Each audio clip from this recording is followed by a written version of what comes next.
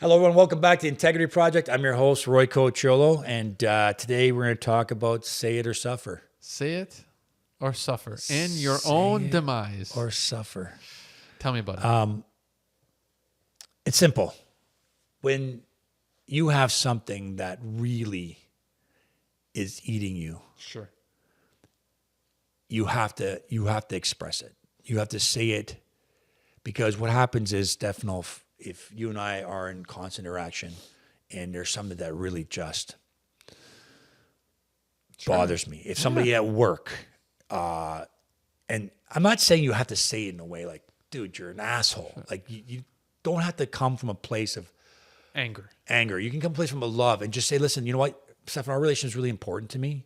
And the way you're acting right now is not conducive to let's our figure relationship. it out. Let's figure out what's causing this. Right? And like, are you okay? Like, that's a question. Are you okay? Sure. Is there something I can help you with? And, you know, and people are afraid to say that. What they do is they just look at them and walk away with such disdain in their bodies. And every time you see them, you get that visceral reaction that goes from the bottom of your feet to the top of your neck, and it makes you all nervous and you know what to say. And then you're like, hey, and you walk away. And speak from a place of truth and facts.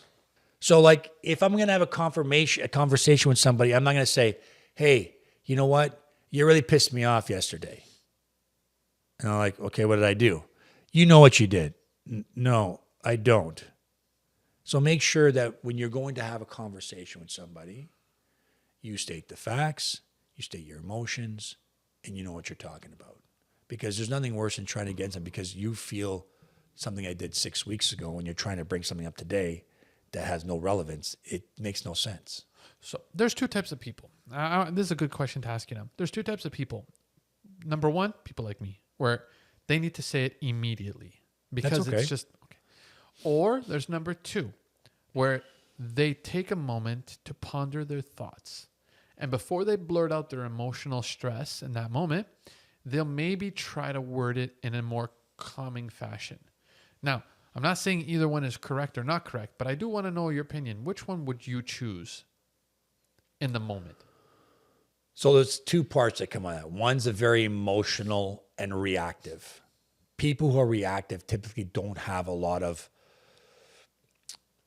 bioenergetic intelligence in their body. They're very reactive because they don't have an ability to really process their emotions. So I would stay away from being reactive. Okay. And there's nothing wrong with addressing things immediately. Saying, hey, no, Stefano, what you just said is really disrespectful to me. So I just want to let you know, like, don't talk to me like that. So, but that's because not it makes me feel. Yeah.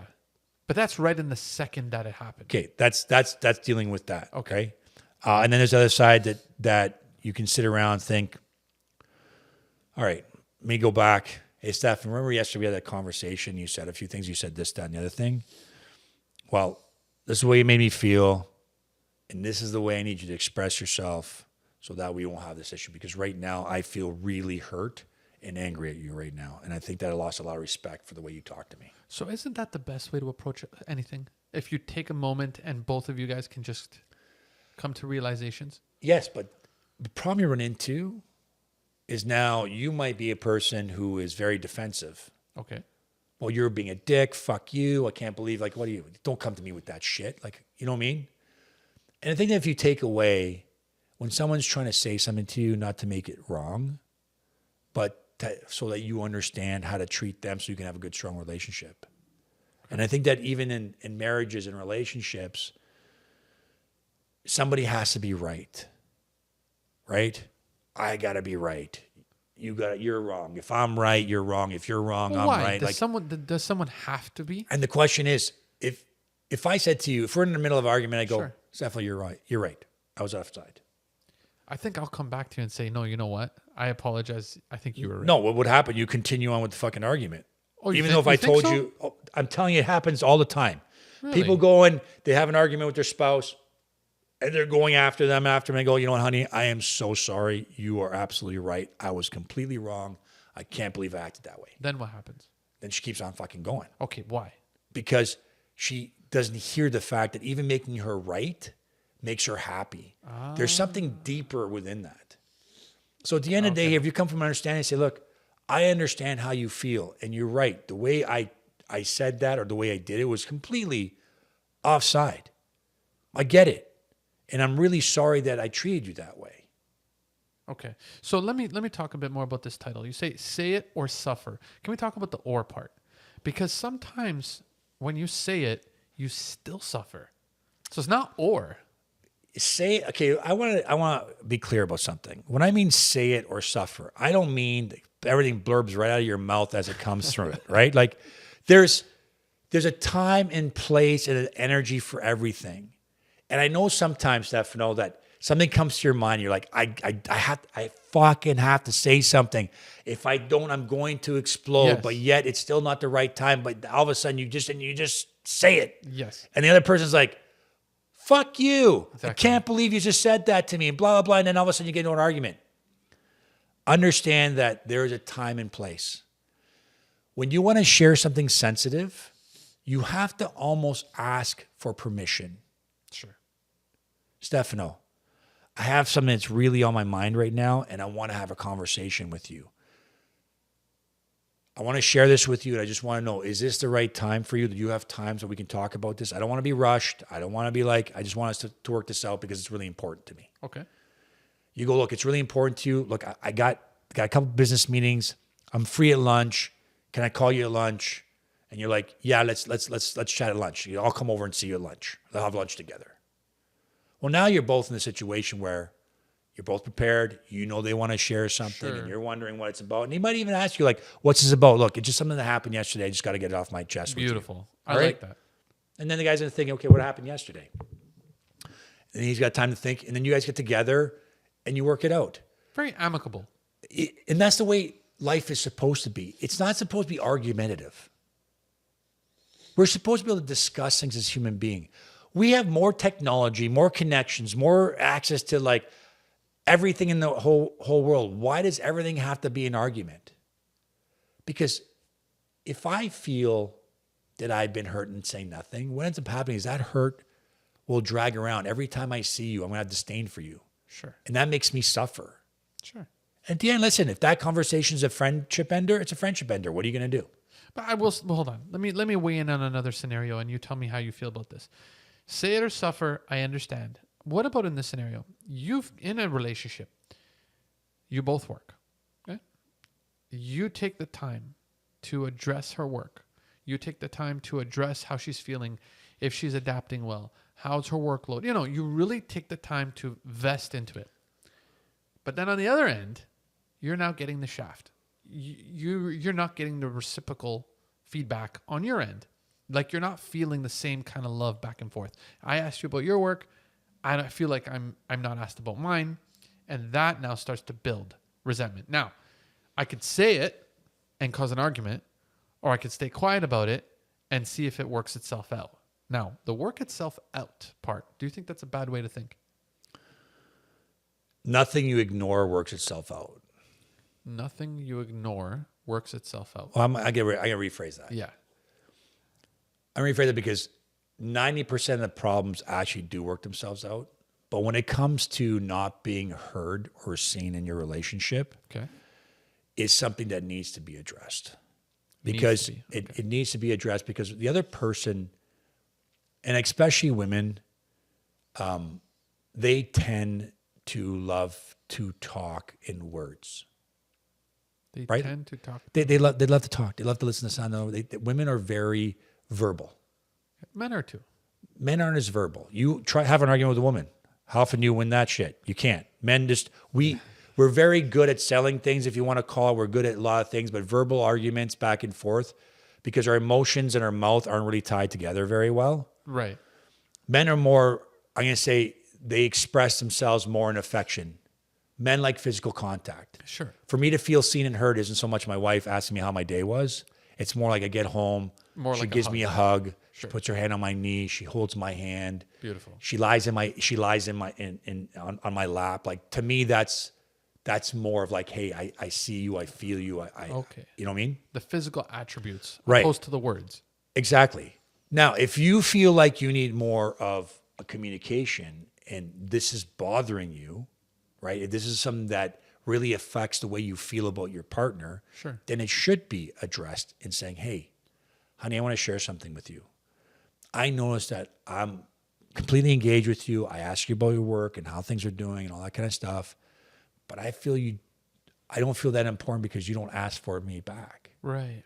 And she could be saying things like, you're right, I'm sorry. Or she could say like, I didn't realize because you never really talk about yourself. Okay. And when I do ask you questions, it's like, fine, okay. So at the end here, it does take work on both sides. Sure. So if you want to be more engaged in conversation, you better learn how to have conversations, how to express yourself verbally. Because I remember my son, went a long time, like for years, like now he's an adult, we have much deeper conversations. But any of you guys out there who have teenagers and you try to have a conversation, hey, how was school? Good. How's so-and-so? Good. How was, what'd you have for lunch? Sandwich. All one word answers. And why is that, do you think? Because they're very reserved. I think most kids aren't engaged with their parents, and the parents annoy the shit out of the kids. That's the reason why, because they don't want to engage with you. Like your friends, then they go with their friends and they're having like hour-long conversations and exactly. stuff. You come home, it's like, huh? Yeah. Yeah, good, thanks. Half asleep. Yeah. Bye, right?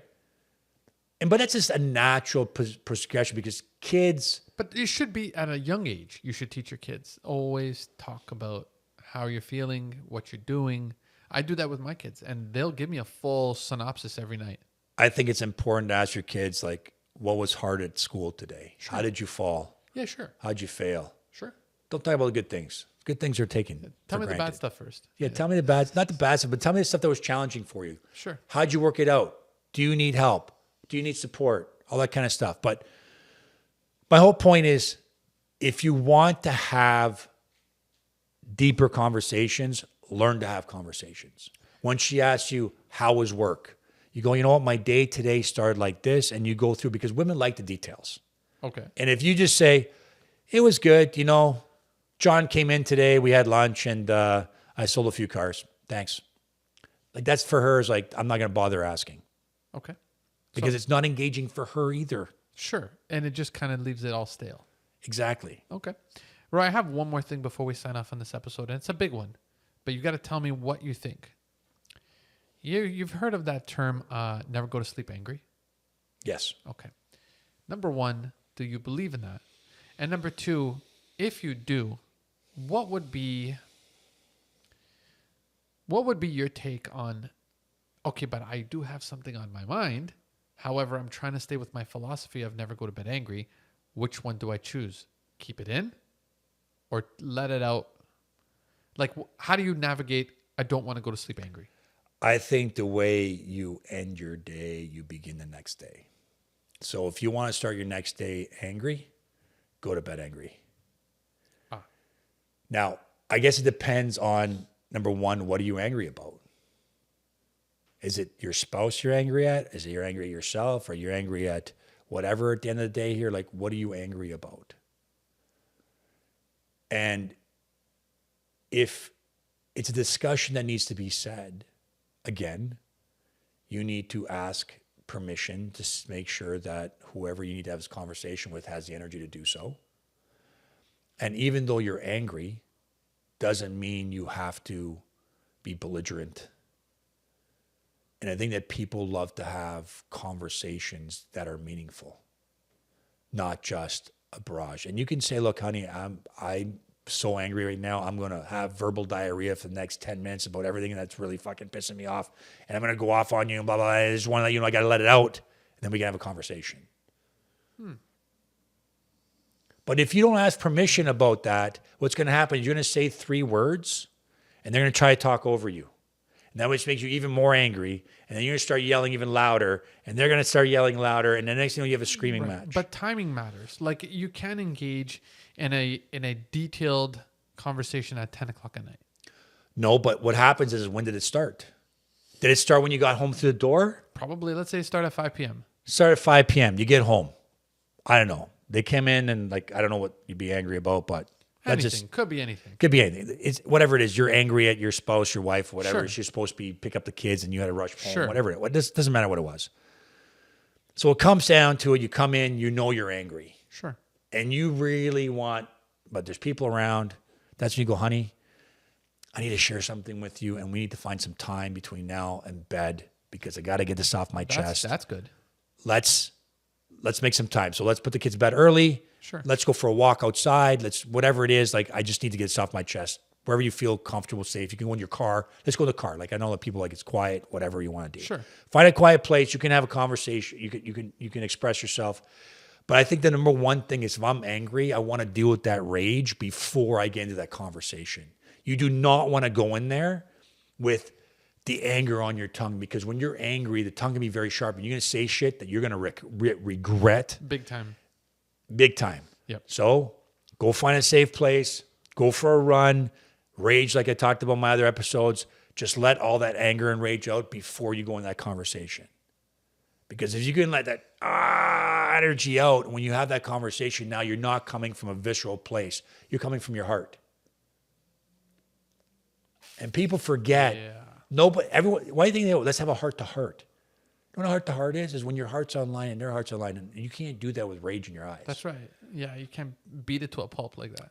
And then you discuss whatever it is. And when someone calls you forward and says, look, this is what you've been doing, and it's really hurting my feelings,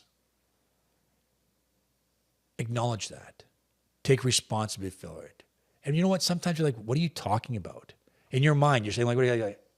And the words should come out like, I didn't realize that's how you felt. Or I didn't realize I was acting that way. So please, next time I act that way, give me a little nudge. I used to tell this to my wife all the time when I would be being a bit of a dick. I said, can you do me a favor? Can you just reach over and squeeze my leg or my hand? Let me know that I'm being overzealous maybe, or being a little bit too cocky, or talking too loud, or saying something I was not supposed to be saying. And you know what? After a while, then you become aware of when you're saying and how you're acting, and then you're like, oh. It's like a mental check. Yeah. Mm-hmm. Because when you have problems, it's like your nose. You're too close to your face. You can't see it, but it's there. And you need other people who support and love you, to call you forward past that so you can actually see it. You did it again. And I feel great.